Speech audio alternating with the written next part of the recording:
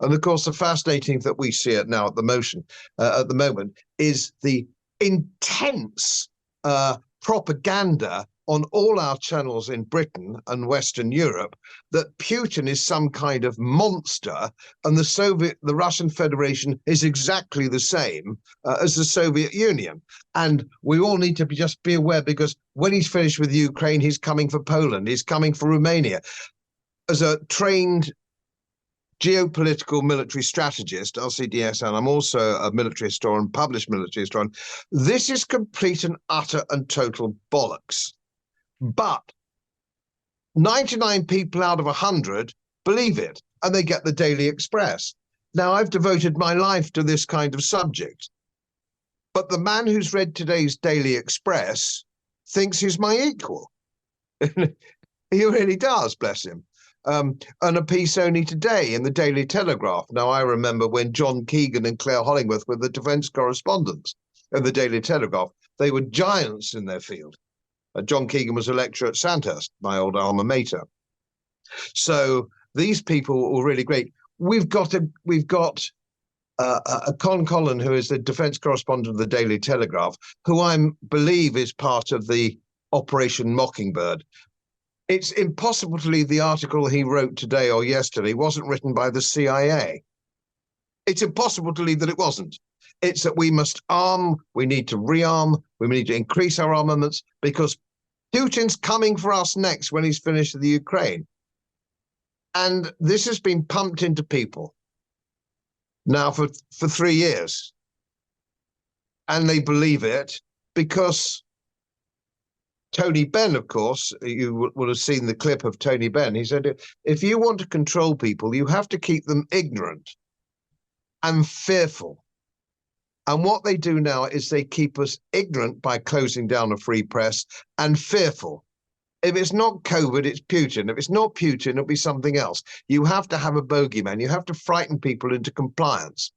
And of course, if people are ignorant because they don't know where to find information, they're easily controlled. And that's where you lose. That's where you lose the problem of a free society and free independence. If you take away a free press and all the other things that go with a free society, people become zombified and they just hunker down, go about their business, like living lives of, basically of quiet desperation. And I have every sympathy. People say, Godfrey, why do you bother? Why do you bother with all this? Why do you bother keep fighting against the system which is giving us fake science? I mean, the biggest fake science is that man-made carbon dioxide is going to create a boiling world and we're all going to die. Nothing could be more ridiculous than that. But of course, that's the narrative. But who gives the narrative? Not independent scientists, actors, celebrities, royals, TV personalities. And of course, dissent isn't allowed. So nobody you will see on the BBC saying, just a minute, just let's have a look at the facts and figures, how much carbon dioxide was in the atmosphere years ago, how to explain the Phoenician warm period, the Roman warm period, the mini ice age, so on. How do you explain all these things?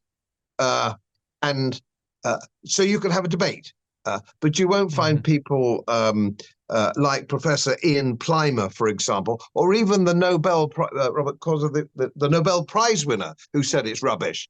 Not allowed on TV because dissent isn't allowed, because it's a form of political control. We're saving you. The state is making you do this, this, and this for your own benefit. Now, I've often said this, and I say it at universities. When the medieval king took your wife, took your castle, took your money, burnt your village, or whatever the medieval king did, he was an honest thief. He said, I can do this because I've got lots of men, they're all armed, and I can do what I'm like because I'm the king. Fair enough. But when you're robbed daily through the taxation system, which is just, of course, taking money through threat of violence, that's what taxation is. I get really annoyed when people are saying it's for your own benefit. And I say to undergraduates sometimes, if you're walking down the road and somebody comes up behind you and bashes you over the head and steals your wallet, and then kneels down and says, this is for my old mother. So I'm sorry I've bashed you over the head and stolen your money, but it's for a good cause. It's for my poor old mum. He's still robbing you with violence. That's what the state does. And I find that particularly irritating when, give you a classic example of this, my wife is much younger than me, she's 62 something. She can't have her old age pension. She's worked all her life. She's a physiotherapist, chartered physiotherapist. She cannot have a pension until she's 67 because the government says we can't afford it. Okay, the government got over just a minute. She's been working since she left college. She's been working all her life, paying tax all her life, paying her stamps and bits and pieces. She can't have it until she's 67. Well, then you wake up in the morning, we've given another £5 billion to the Ukraine. £1 billion a month in unaudited foreign aid. High-speed rail too, 100 billion. So they got plenty of money, but not for our women folk who've worked all their lives to get their pension at 65. It's the most degraded I've ever known the country. I'm 74. I'm 74, 75 at the end of the year. I've seen a lot of shit, believe me, including the 70s. I have never known the state of the country be so bad, so low. And of course, at the moment, it hasn't actually got the man on the Clapham omnibus yet. People don't go to the barricades with a full tummy. But that day is coming. Currency is being degraded. Banks will crash. Unemployment will shoot up.